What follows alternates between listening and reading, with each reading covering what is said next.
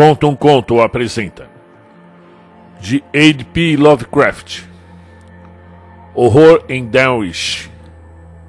Narração Marcelo Fávaro. Capítulo 9.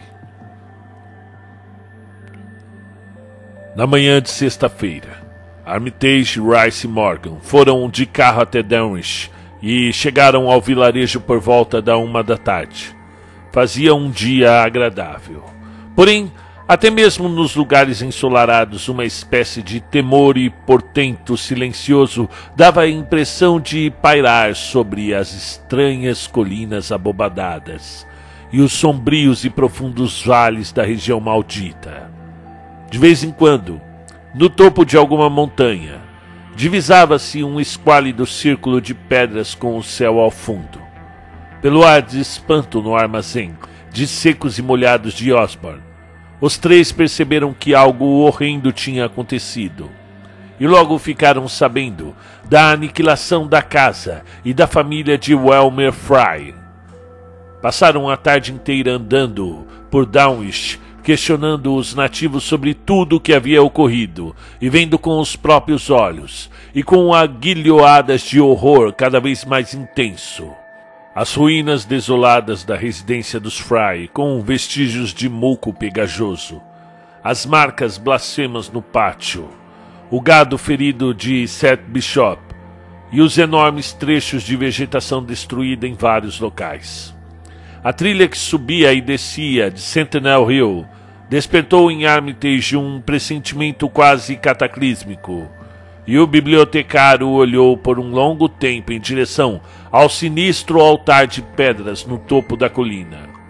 Por fim, ao descobrir que um grupo de policiais havia chegado de Aylesbury naquela manhã para averiguar os relatos telefônicos relativos à tragédia dos Fry, os visitantes resolveram procurar os oficiais para trocar informações sobre o ocorrido.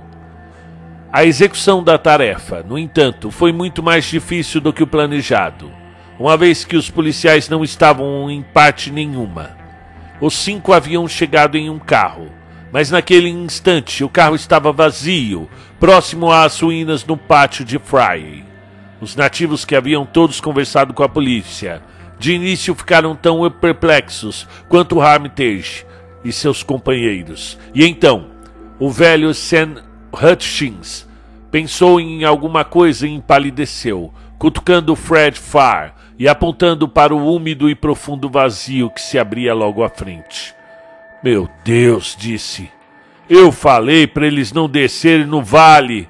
Eu nunca achei que ninguém fosse fazer isso com as marcas que aquele clero e os bacurau gritando lá embaixo na escuridão do meio-dia." Um calafrio varou os nativos e os visitantes, e todos pareceram apurar o ouvido em uma espécie de audição instintiva e inconsciente.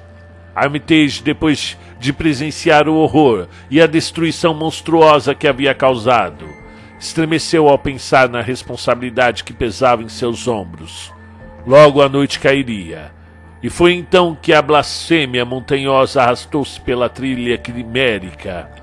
Negotium perambulans in tenebris. O velho bibliotecário ensaiou a fórmula que havia memorizado e agarrou-se ao papel que trazia a alternativa que não havia memorizado. Conferiu a lanterna elétrica se ela estava em ordem. Rice, que estava ao lado, retirou da valise uma lata de aerosol do mesmo tipo usado no combate aos insetos, enquanto Morgan desempacotou o rifle para caça de grande porte em que tanto confiava. E mesmo depois de ouvir os companheiros dizerem que nenhuma arma material surtiria efeito, Armitage, depois de ler o abominável diário, sabia muito bem que tipo de manifestação esperar, mas não quis aumentar o pavor dos habitantes de Dunwich, fornecendo pistas ou insinuações. Esperava que o horror pudesse ser vencido sem que revelasse ao mundo a monstruosidade que havia escapado. As sombras se adensaram e os nativos começaram a se dispersar, ansiosos por trancarem-se em casa, apesar da evidência de que fechaduras e os ferrolhos humanos seriam inúteis diante de uma força capaz de entortar árvores e esmagar casas quando bem entendesse. balançaram a cabeça ao ouvir o plano dos visitantes, que pretendiam montar guarda nas ruínas da casa dos Fry, perto do vale, e ao saírem tinham pouca esperança de tornar a vê-los. Ouviram-se rumores sobre as colinas naquela noite, e os bacuraus cantaram de maneira ameaçadora. De vez em quando um vento soprava de Cold Spring Glen e trazia um toque de fedor inefável à atmosfera opressiva da noite.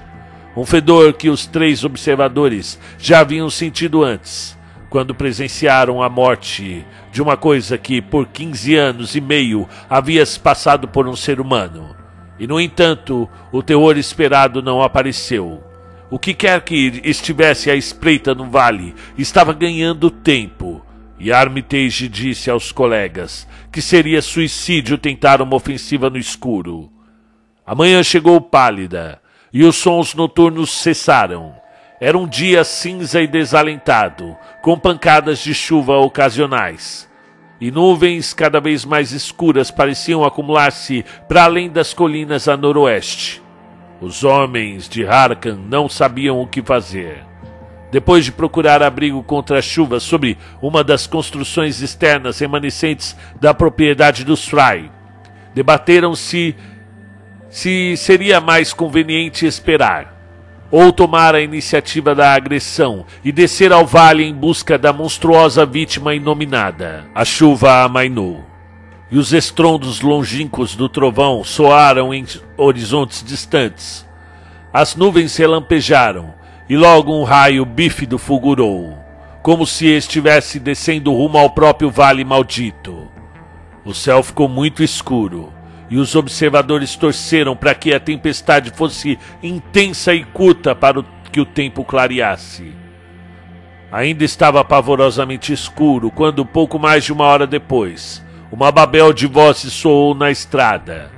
O instante seguinte revelou um grupo de mais de 1 dúzia de homens assustados, correndo e gritando, e até mesmo chorando em um surto de histeria. Alguém que vinha à frente começou a balbuciar, e os homens de Harkan tiveram um violento sobressalto quando as palavras assumiram uma forma coerente. Meu Deus, tossiu a voz. Aquela coisa está andando de novo, e dessa vez à luz do dia.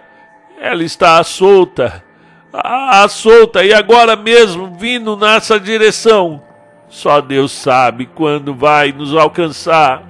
O interlocutor deu mais um arquejo e calou-se, porém o outro homem deu prosseguimento à mensagem.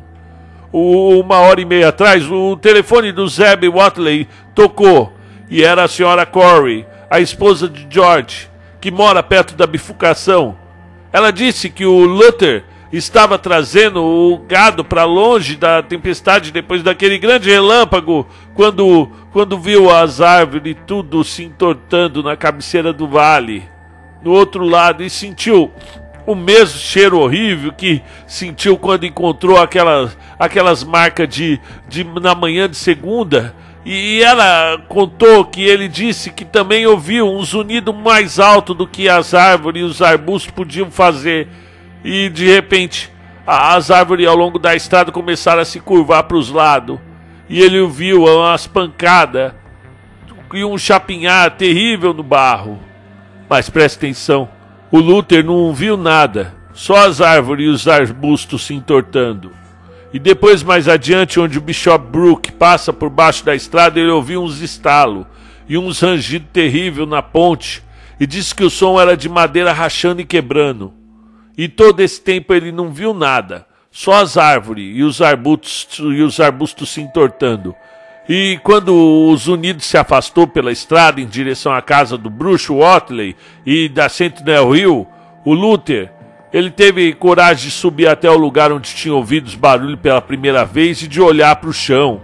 Estava tudo virado em água e lama, e o céu estava escuro, e a chuva estava apagando as trilhas depressa. Mas na cabeceira do vale onde as árvores tinham se mexido, ele ainda conseguiu ver algumas daquelas pegadas medonhas do tamanho de um barril, que nem ele tinha visto na segunda. Nesse ponto, o primeiro interlocutor o interrompeu, visivelmente nervoso. Mas agora o problema não é esse. Isso foi só o começo. O Zeb aqui estava chamando as pessoas e todo mundo estava escutando quando um telefonema do Seth Bishop nos interrompeu. A Célia, a criada dele, estava quase tendo um troço. Ela tinha acabado de ver as árvores se entortar na beira da estrada e disse que estava ouvindo um som pastoso, que nem uma respiração, e os passos de um elefante indo em direção à casa. Aí ela se levantou e de repente sentiu um cheiro horrível e disse que o Chanessy começou a gritar que era o mesmo cheiro que tinha sentido na suína da casa dos Watley na manhã de segunda. E os cachorros estavam tudo dando uns latidos e uns ganidos pavorosos. E depois ela soltou um grito horrível e disse que o galpão na beira da estrada tinha recém desmoronado, que só o vento da tempestade não tinha força suficiente para fazer aquilo. E todo mundo ficou escutando. E deu para ouvir várias pessoas assustadas na linha. E de repente a Sally, ela gritou de novo e disse que a cerca da frente tinha se espatifado. Mas não se via nenhum sinal do que podia ter feito aquilo. E aí todo mundo na linha pôde escutar o Jansen e o velho Seth Bishop gritando também. E a Sally começou a dizer alguma coisa pesada que tinha acertado a casa. Não um raio nem nada parecido, mas alguma coisa pesada que estava batendo sem parar na frente da casa, mesmo que não desse para ver nada pela janela. E aí as linhas do desespero ficaram mais profundas em todos os rostos. E Armitage, abalado como estava, mal tinha a compostura necessária para solicitar ao interlocutor que prosseguisse. Aí a Sally gritou: socorro, a casa está desabando. E na linha a gente pôde ouvir o estrondo de um desabamento e um enorme grito, que nem na casa do Elmer Fry, só que pior. O homem fez uma pausa e outro integrante do grupo tomou a palavra. Isso é tudo. Não se ouviu mais nenhum pio no telefone depois disso. Ficou tudo em silêncio. Nós que ouvimos tudo e entramos nos Ford e nas carretas e juntamos o maior número de homens capazes que a gente conseguiu para ir na casa dos Corey. E viemos para cá ver o que os senhores acham melhor a gente fazer. Mas eu acho que esse é o julgamento do senhor para as nossas iniquidades, que nenhuma criatura mortal é capaz de deter. Armitage percebeu que o momento de tomar a iniciativa havia chegado e falou de maneira decidida para um grupo de rústicos assustados. Precisamos seguir essa coisa, rapazes. Tentou fazer com uma voz que soasse da maneira mais confiante possível. Acho que nós podemos tirá-la de ação. Os senhores sabem que os Watleys eram bruxos. Bem, essa coisa é fruto de uma bruxaria e precisamos acabar com ela da mesma forma. Eu vi os diários de Wilbur Watley e li alguns dos estranhos livros que ele costumava ler. E acho que posso recitar um encantamento para fazer essa coisa sumir. É claro que eu não posso dar nenhuma certeza, mas acho que podemos ao menos tentar. A criatura é invisível, como eu imaginava, mas esse aerosol de longa distância contém um pó capaz de revelá-la por alguns instantes. E mais tarde podemos experimentar. É terrível ver uma coisa dessas à solta, mas teria sido ainda pior se Wilbur tivesse vivido por mais um tempo. Os senhores nem imaginam do que o mundo escapou. Agora precisamos apenas enfrentar essa coisa. E ela não tem como se multiplicar.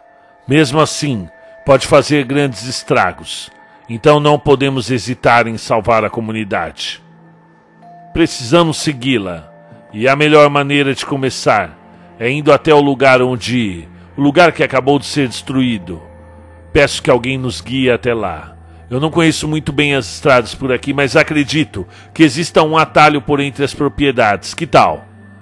Uma certa agitação tomou conta dos homens por alguns instantes e, por fim, Earl Sawyer falou com uma voz mansa, apontando o dedo imundo em meio à chuva cada vez mais fraca. Eu acho que o senhor pode chegar até a casa do Seth Bishop mais depressa, cortando o caminho pelos pastos mais baixos aqui, passando o riacho Aval e subindo as terras do Corrier e o pátio de lenha mais adiante. Assim o senhor é que vai sair na estrada bem perto do terreno do 7? É só caminhar mais um pouco pro outro lado. Armitage, na companhia de Rice e Morgan, pôs-se a caminhar na direção indicada. E a história dos nativos acompanharam-nos a passos lentos. O céu começou a clarear e havia sinais de que a tempestade estava chegando ao fim. Quando Armitage inadvertidamente tomou o caminho errado, Joe Osborne alertou-o e tomou a dianteira para mostrar a rota certa. A coragem e a confiança aumentaram, embora a escuridão na colina arborizada quase perpendicular que ficava próxima ao fim do atalho e em meio às fantásticas árvores ancestrais a que tiveram de se agarrar como se fossem corrimãos, pusessem essas qualidades à prova. Passado algum tempo, o grupo chegou a uma estrada lamacenta e deparou-se com o nascer do sol. Estava um pouco além da propriedade de Seth Bishop. Porém, as árvores entortadas e as pavorosas e inconfundíveis marcas não deixaram nenhuma dúvida quanto ao que havia passado por lá. Apenas breves momentos foram empregados no exame das ruínas, logo depois da curva. Era uma repetição do incidente na casa dos Fry, e nada vivo ou morto foi encontrado nas estruturas em ruínas da casa e do galpão dos Bishop. Ninguém quis ficar por lá em meio ao fedor e ao muco pegajoso. Em vez disso, todos se dirigiram, como que por um instinto, rumo às horrendas pegadas que levavam em direção à propriedade destruída dos Watley e às encostas coroadas pelo altar da Sentinel Hill. Enquanto passavam em frente à antiga morada de Wilbur Watley, os homens estremeceram e pareceram mais uma vez misturar hesitação ao fervor que demonstravam. Não seria nada fácil seguir uma criatura do tamanho de uma casa que ninguém era capaz de ver e ao mesmo tempo era imbuída de toda a malevolência de um demônio. Em frente à base da Sentinel Hill, a trilha afastava-se da estrada e havia novas árvores entortadas e arbustos amassados ao longo do trecho que demarcava a rota tomada pelo monstro ao subir e descer a colina.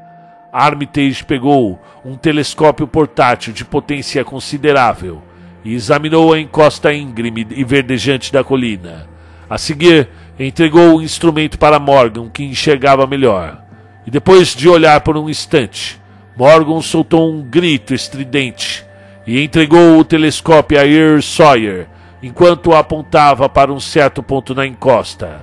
Sawyer, com a falta de jeito típica das pessoas desacostumadas a usar instrumentos ópticos, atrapalhou-se um pouco, mas por fim ajustou as lentes com o auxílio de Armitage, e em seguida soltou um grito ainda menos contido que o de Morgan. Deus Todo-Poderoso! A grama e o arbusto estão se mexendo! Aquilo está subindo! Devagar, se arrastando até o topo nesse exato instante. E só Deus sabe para quê. Foi então que a semente do pânico espalhou-se entre os exploradores. Procurar a entidade inominável era uma coisa, porém, encontrá-la era um tanto diferente. Os encantamentos podiam funcionar, mas e se falhassem? As vozes começaram a questionar a Armitage sobre o quanto sabia a respeito daquela coisa, e nenhuma resposta parecia satisfatória. Todos pareciam sentir-se próximos a fases proibidas da natureza e do ser, e completamente fora da esfera de experiências humanas salubres. Capítulo 10. No fim, os três homens de Harkan, o velho e o barbado Dr. Armitage, o atarracado e grisalho Professor Rice e o magro e jovial Dr. Morgan subiram a montanha sozinhos. E depois de muitas instruções pacientes sobre a utilização e o ajuste do foco, deixaram o telescópio com o assustado grupo e permaneceu na estrada. E enquanto subiam eram vigiados de perto pelos homens encarregados do instrumento. A subida era difícil, e mais uma vez Armitage precisou de ajuda. Muito acima do grupo, uma grande área estremeceu quando a criatura infernal tornou a mover-se com a deliberação de uma lesma. Ficou evidente de que os perseguidores estavam mais perto. Curtis Watley, da linhagem íntegra, estava de posse do telescópio quando o grupo de Harkan desviou radicalmente da trilha. Disse que, sem dúvida, os homens estavam tentando chegar a uma elevação secundária, que sobranceava a trilha em um ponto à frente do local, onde, naquele instante, os arbustos se dobravam. O palpite estava correto, e o grupo foi avistado na elevação secundária pouco tempo depois da passagem da blasfêmia invisível. E então, Wesley Corey, que havia pegado o telescópio, gritou que Armitage estava preparando o aerosol que Rice tinha na mão e que algo estava prestes a acontecer. A multidão agitou-se ao lembrar que o aerosol daria ao horror invisível uma forma visível por um breve momento. 2 ou 3 homens fecharam os olhos, mas Curtis Watley voltou a atenção ao telescópio e forçou a vista ao máximo. Notou que Rice, naquele local favorável acima e atrás da entidade, teria uma excelente chance de espalhar o poderoso pó com o efeito desejado. Os que não tinham acesso ao telescópio viram apenas o lampejo momentâneo de uma nuvem cinzenta. Uma nuvem do tamanho de uma construção razoavelmente grande, próximo ao cume da montanha. Curtis, que estava segurando o instrumento, deixou-o cair com um grito cortante no barro que cobria a estrada até a altura dos tornozelos. Cambaleou e teria caído ao chão se 2 ou 3 homens não houvessem aparado a queda. Tudo o que pôde fazer foi murmurar a meia voz. Ai, meu Deus, aquela coisa! Houve um pandemônio de perguntas, e apenas Henry Weller lembrou-se de resgatar o telescópio caído e limpar o barro que o cobria. Curtis estava além de toda a coerência, e mesmo respostas isoladas pareciam ser demais para ele.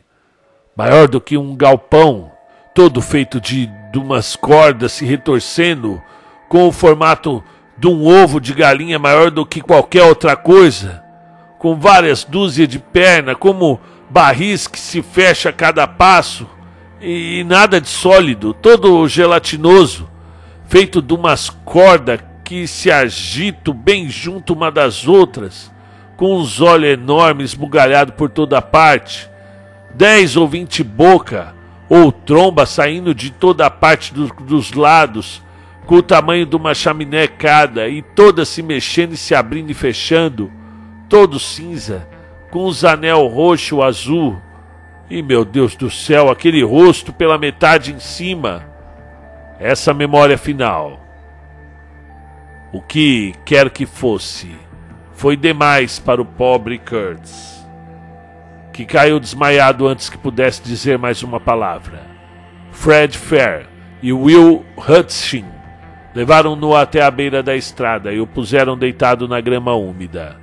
Henry Weller, com as mãos trêmulas, apontou o telescópio resgatado em direção à montanha para ver o quanto pudesse, e através das lentes discerniu 3 figuras diminutas, que pareciam subir a encosta íngreme em direção ao topo o mais depressa possível. E foi só isso, nada mais. Então todos perceberam um estranho barulho nas profundezas do vale, e até mesmo na vegetação rasteira da própria Sentinel Hill. Era um canto de incontáveis bacuraus, e nesse coro estridente, uma nota de tensão e de maus agouros parecia espreitar. Earl Sawyer pegou o telescópio e relatou que as 3 figuras estavam de pé no alto da colina, no mesmo nível do altar de pedra, embora a uma distância considerável. Uma figura, disse, parecia erguer as mãos para cima da cabeça em intervalos rítmicos. E quando Sawyer mencionou essa circunstância, a multidão acreditou ter ouvido um som fraco e semi-musical ao longe, como se um cântico estivesse sendo entoado para acompanhar os gestos. E a bizarra silhueta no pico distante deve ter sido um espetáculo grotesco e impressionante ao mesmo tempo, mas nenhum observador apresentava inclinações à apreciação estética naquele instante. Acho que ele está proferindo um encanto, sussurrou Weller, enquanto retomava o telescópio. Os bacuraus cantavam desesperados, em um curioso ritmo irregular muito diferente daquele que acompanhava o ritual visível. E de repente os raios de sol pareceram enfraquecer sem a interferência de qualquer nuvem. E foi um fenômeno muito peculiar notado por todos. Um rumor parecia soar por baixo das colinas, estranhamente misturado a um rumor no mesmo ritmo que sem dúvida vinha do céu. O céu relampejou, e a multidão estarrecida procurou em vão os sinais da tempestade. Logo os cânticos dos homens de Harkan podiam ser ouvidos com clareza, e o Weller viu através do telescópio que estavam todos erguendo os braços no ritmo do encantamento. E de alguma propriedade longínqua veio o latido frenético dos cães. A mudança na qualidade da luz do dia ficou ainda mais acentuada, e a multidão ficou olhando para o horizonte tomada de espanto. Uma escuridão arroxeada, nascida de um escurecimento fantasmagórico no azul do céu, abateu-se sobre as colinas rumorejantes, e então o céu relampejou mais uma vez, com mais intensidade, e a multidão imaginou ter visto uma certa nebulosidade em volta do altar de pedra nas alturas distantes, e ninguém, contudo, estava usando o telescópio naquele momento. Os bacuraus continuaram com a pulsação irregular, e os tensos homens de Dunwich preparavam-se para enfrentar a ameaça imponderável com que a própria atmosfera parecia estar saturada. E sem nenhum aviso vieram os sons profundos, ribombantes, fragorosos, que jamais hão de abandonar a lembrança do fatídico grupo que os ouviu. Não vinham de nenhuma garganta humana, pois os órgãos do homem não são capazes de tais perversões acústicas. Pareceriam ter vindo do próprio abismo, se não fosse tão evidente que a fonte dos estrondos era o altar de pedra no alto da colina.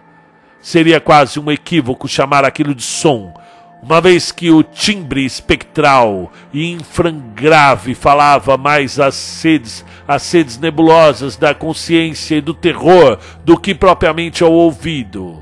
E, no entanto, é necessário proceder assim, uma vez que, de maneira vaga, mas inquestionável, tomava a forma de palavras. Palavras semi-articuladas. Eram palavras estrondosas como os rumores e o trovão que ecoavam, porém não vinham de nenhuma criatura visível. E como a imaginação fosse capaz de sugerir uma fonte conjectural no mundo das criaturas invisíveis, a multidão amontoada na base da montanha amontoou-se ainda mais e se enrijeceu como se estivesse prestes a receber um golpe. Ignari! Tifikti, Gnar, Yog, Sotó, rouquejava o terrível crocitar vindo do espaço. Ibidnik, Riaya, Nikgali. O impulso da fala pareceu esmaecer nesse ponto, como se uma terrível batalha psíquica estivesse sendo travada.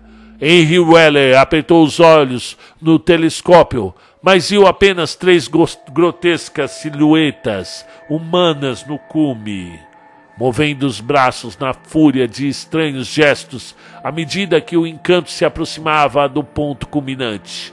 E de que abismos negros do terror aquerôntico, de que pélagos inexplorados de consciência extracósmica ou de hereditariedade obscura e latente emanava aquele ribombar semi-articulado.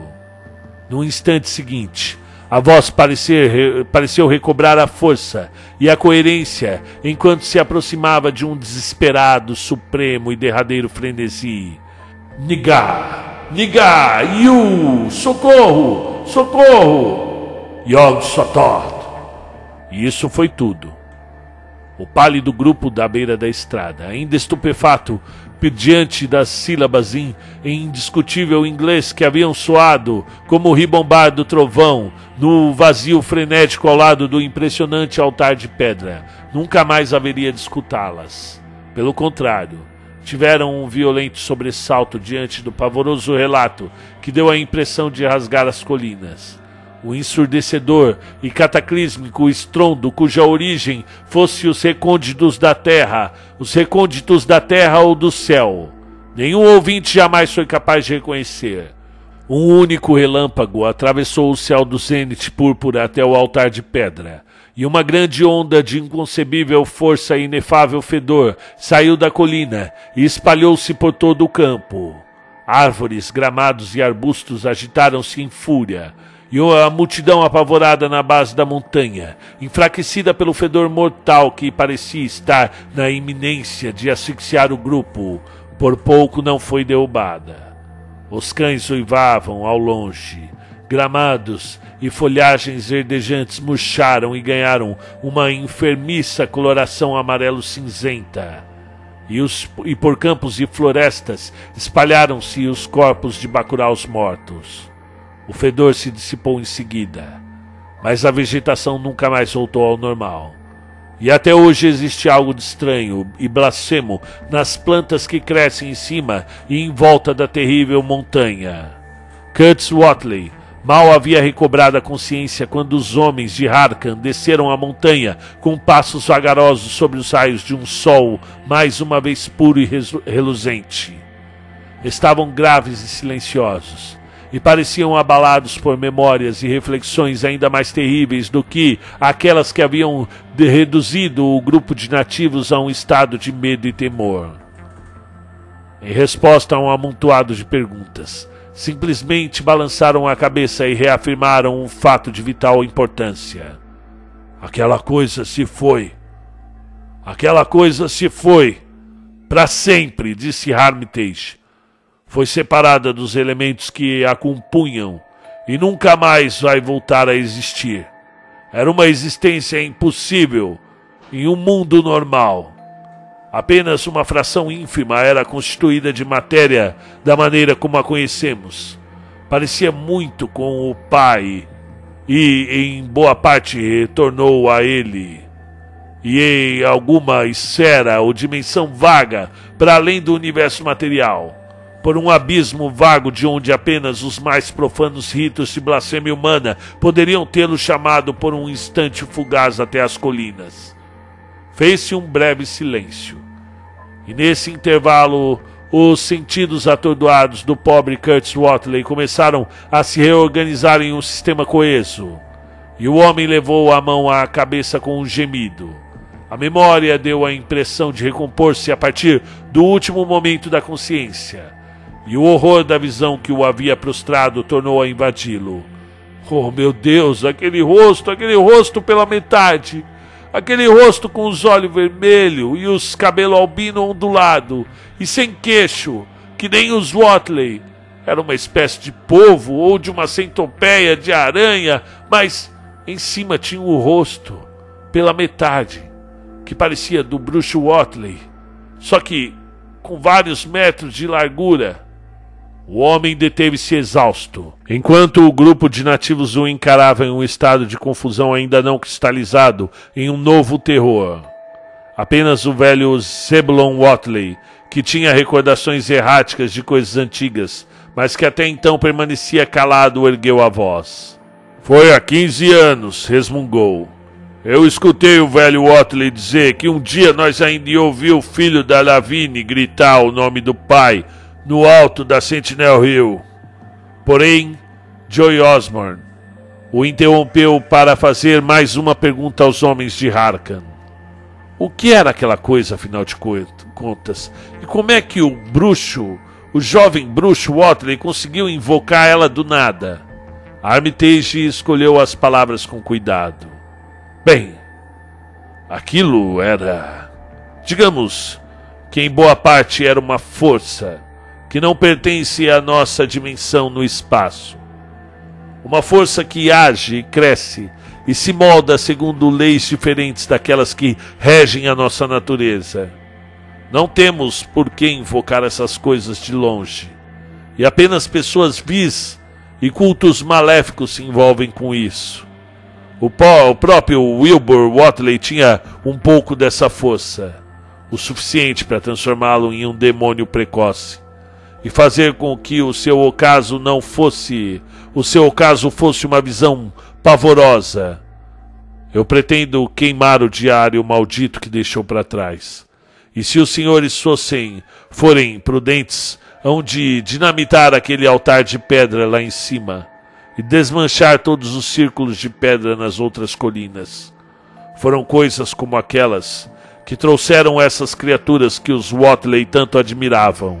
Criaturas invocadas para aniquilar a raça humana e arrastar a Terra junto a um lugar inefável para algum propósito também inefável.